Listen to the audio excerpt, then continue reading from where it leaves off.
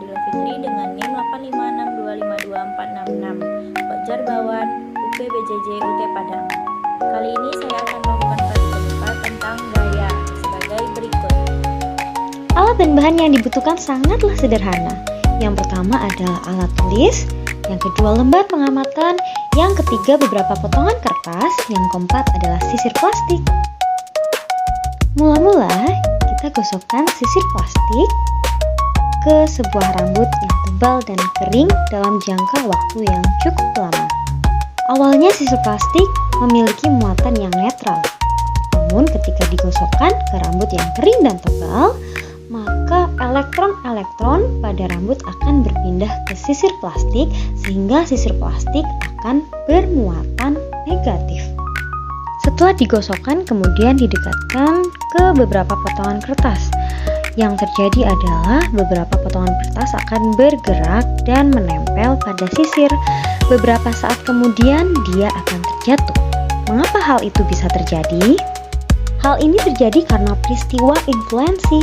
Muatan proton pada potongan kertas akan mendekat kepada muatan elektron yang terdapat pada sisir plastik sehingga terjadilah peristiwa tarik-menarik.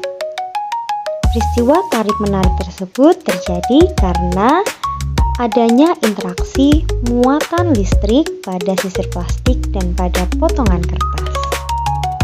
Berikut adalah data hasil pengamatannya. Kesimpulannya adalah potongan kertas akan bergerak dan menempel sesaat pada sisir plastik yang telah digosokkan pada rambut. Peristiwa saling tarik-menarik atau listrik statis terjadi karena adanya interaksi antar muatan listrik pada kedua benda. Kegiatan praktikum gaya magnet. Adapun tujuan kegiatan praktikum adalah untuk mengetahui bahwa magnet dapat menarik benda-benda tertentu, untuk mengetahui jenis-jenis benda yang dapat ditarik magnet.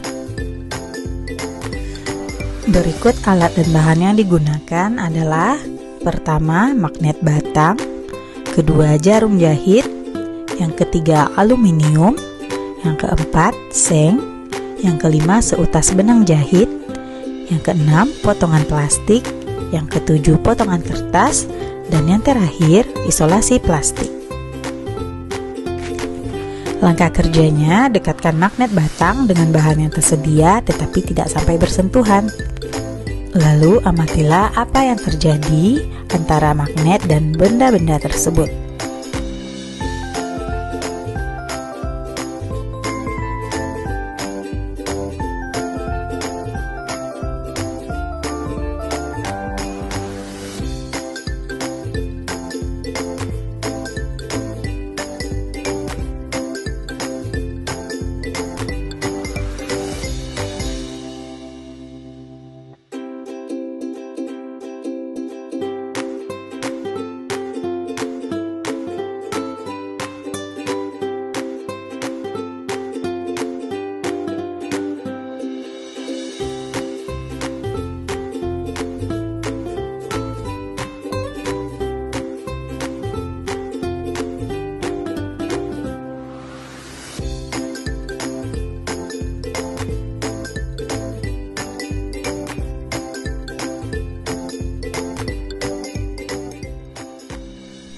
Nah, dari percobaan yang telah dilakukan dapat diketahui bahwa jarum jahit dan seng tertarik oleh magnet, sedangkan aluminium, benang jahit, plastik, dan kertas tidak tertarik oleh magnet.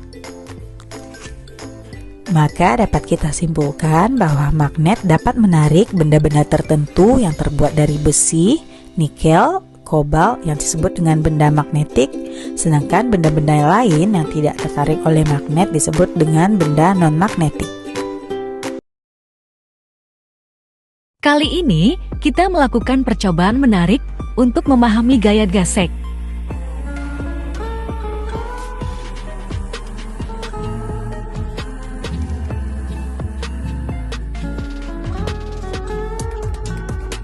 Jarumnya menunjukkan angka 0,8 Newton.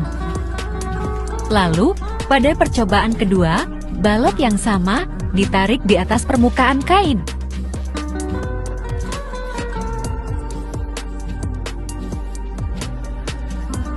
Hasilnya meningkat menjadi 2 Newton. Mengapa lebih besar? Karena kain memiliki permukaan yang lebih kasar, sehingga gaya geseknya bertambah.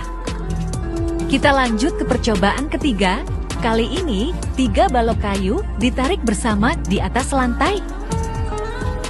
Neraca pegas menunjukkan 2,4 Newton. Dan di percobaan keempat, 3 balok yang sama ditarik di atas kain. Gaya yang dibutuhkan melonjak menjadi 4,8 Newton.